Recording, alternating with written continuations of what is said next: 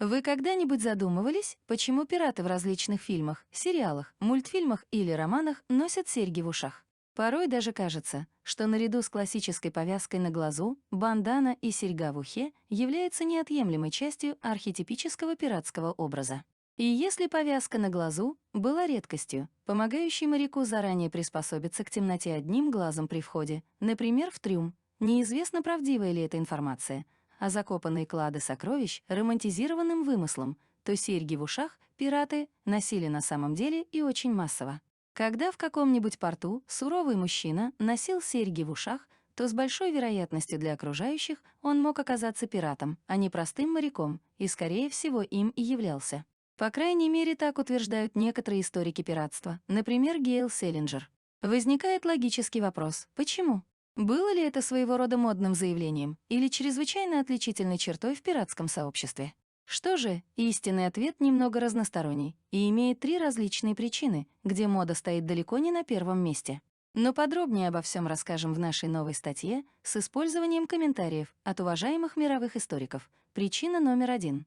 Очень популярные серьги в виде колец в ушах на самом деле были не просто модным аксессуаром для живых моряков, а невероятно полезным инструментом, который активно использовался огромным количеством пиратов для сохранения своего здоровья. Как серьги в ушах и здоровье связаны между собой? Очень просто. Пираты, особенно те, которые вели активную стрельбу из корабельных пушек во время морских сражений, часто лепили на концы своих массивных сережек комки воска, чтобы перед началом сражений использовать их в качестве затычек для ушей. Восковые затычки заменяли пиратам беруши, пишет историк Дуг Леннокс в своей книге об интересных исторических фактах. И хотя сережки не защищали пиратов от потопов, но, по крайней мере, они точно помогали им защитить себя от возможной преждевременной потери слуха. Кстати, некоторым морякам небольшая серьга давалась и за успешный проход на корабле через опасный пролив Дрейка, через мыс Доброй Надежды, пересекавшим экватор и тому подобное.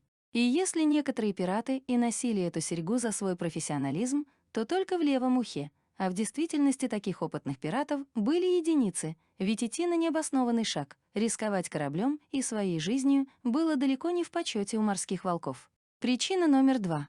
Еще одна причина, по которой пираты носили серьги в ушах, да и многие простые моряки в целом, заключалась в том, чтобы у них всегда была возможность оплатить собственные поксапани. Это действительно кажется немного странным, но моряки были очень суеверными, и ношение, например, золотой или серебряной серьги в ухе было своего рода страховкой перед неизвестностью.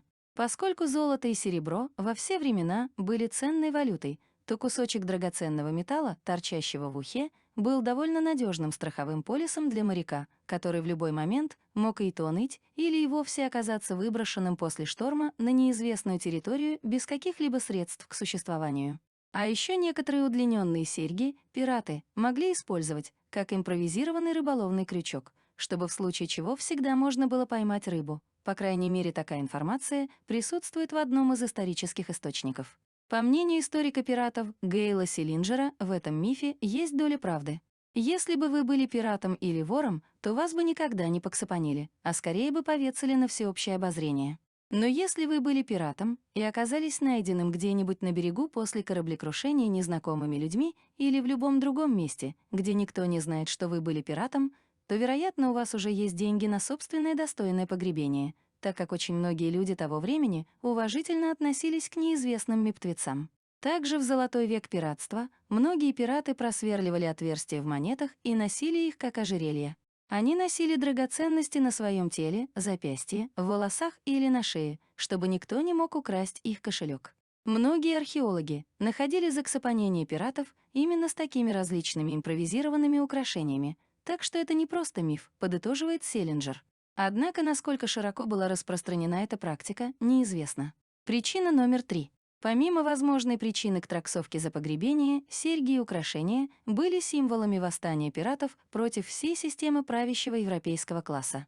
В самый расцвет пиратства в XVII и XVIII веках в большей части Европы, и особенно в Англии, действовал ряд законов о роскоши, даже несмотря на частые попытки ввести сумптуарные законы, которые в Европе будут действовать только после Великой Французской революции, то есть существовало разделение на богатых и бедных, которое подчеркивалось аксессуарами, одеждой, украшениями и т.д. Для правящего класса аксессуары на протяжении тысячелетий являлись законным способом отделить себя от простолюдинов, регулируя то, что они носят, что они могут пить и где они могут жить, говорит Селлинджер.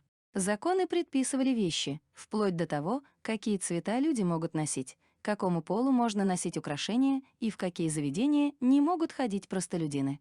Тем, кто отказывался подчиняться этим законам, грозило тюремное заключение или большие денежные штрафы. Неудивительно, что эта культура контроля на самом деле не сочеталась с вольной жизнью пиратов. Пираты, по сути, намеренно шли против законов. И их мысль была такой: «Я больше не разрешаю всем вам говорить мне, что я могу, а что не могу», — говорит Селлинджер. И именно поэтому некоторые знаменитые и успешные пираты часто носили дорогую одежду, а также нередко трофейные аксессуары, ранее принадлежавшие аристократам, будто насмехаясь над правящим классом, за что тот ненавидел пиратов еще сильнее. На самом деле это не было тенденцией, которая закрепилась в романтический период пиратства. Традиция ношения драгоценных сережек или украшений на всякий случай восходит еще к древним грекам, когда они считали, что люди, которые умепли, должны были обязательно заплатить паромщику Харону. Тогда-то им под язык клали обол, монетку, чтобы те могли благополучно перейти в Аид. Конечно, эта греческая многовековая традиция не целиком перешла в Европу, но так или иначе приняла некоторую новую форму, сделав огромное количество христианских людей суеверными, что после кмепти они будут иметь возможность обрести умиротворение, если их поксапонят правильно.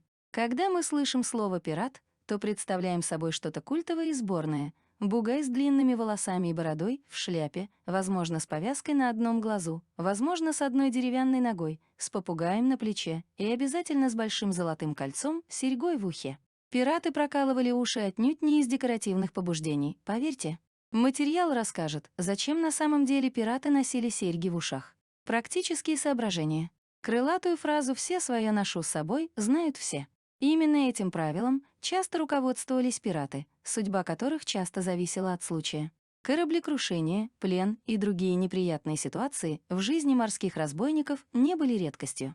Часто в таких случаях они могли рассчитывать только на те вещи, которые были в момент форс-мажора с ними.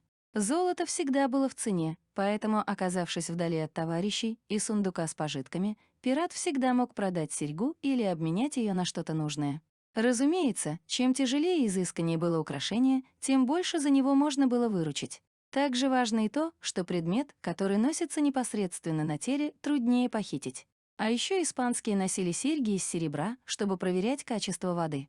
Если украшение, брошенное в водоем, темнело, значит, вода была грязной или отравленной. Морские суеверия. Не секрет, что раньше люди верили во множество примет и обожали талисманы. Чем более опасной и непредсказуемой была жизнь человека, тем суевернее он был. Мореплаватели входили в число рекордсменов по количеству различных предрассудков. Для пиратов серьга в ухе была своеобразным талисманом. Они верили, что это украшение приносит удачу в бою и оберегает от гибели в морской пучине. Магической силой разбойники наделяли только золотые украшения. Драгоценный металл, по их мнению, помогал сохранить здоровье и притягивал богатство. Очень часто, чтобы усилить магическое действие аксессуара, его заговаривали у разных колдунов и знахарей. Также с этой целью в серьги вставляли драгоценные камни в разных сочетаниях. Оплата последнего счета. Некоторые исследователи считают, что серьга из драгоценного металла использовалась пиратами как оплата похорон. Эти люди буквально жили под лозунгом «Мементо мори» — «Помни о смерти», ведь костлявая могла прийти за ними в любой момент. Драгоценность, закрепленная на теле, становилась для моряка своеобразным страховым полисом. Человек, нашедший на берегу выброшенное прибоем мертвое тело, мог взять серьгу в счет оплаты за достойные похороны. Некоторые разбойники были еще дальновиднее. Они заказывали серьги с гравировкой своего имени и родного города. В таком случае была надежда, что честные люди, обнаружив мертвеца, отправят его на родину. Одной золотой серьги в 18 столетии было достаточно, чтобы оплатить расходы на похороны или доставку тела, разумеется, в пределах разумного. Символ свободного человека. В XVII-XVIII веках в большинстве стран Европы существовал строгий дресс-код. В Англии, Франции, Испании, Германии и Португалии аристократы издавали дискриминационные законы. Они запрещали людям низших сословий носить те или иные вещи. Согласно законам о роскоши, нарушителей могли карать штрафом. В колониальной Америке в 1634 году вышел закон, запрещающий людям с состоянием менее 200 фунтов носить некоторые предметы одежды и украшения. В их число входили кружевные воротники, пуговицы и пряжки из драгоценных металлов, ленты для шляп, золотые кольца и серьги. Драгоценная серьга в ухе свободного моряка была своеобразным протестом. Таким образом, пират показывал, что находится вне закона и игнорирует глупые правила. Или телесными наказаниями.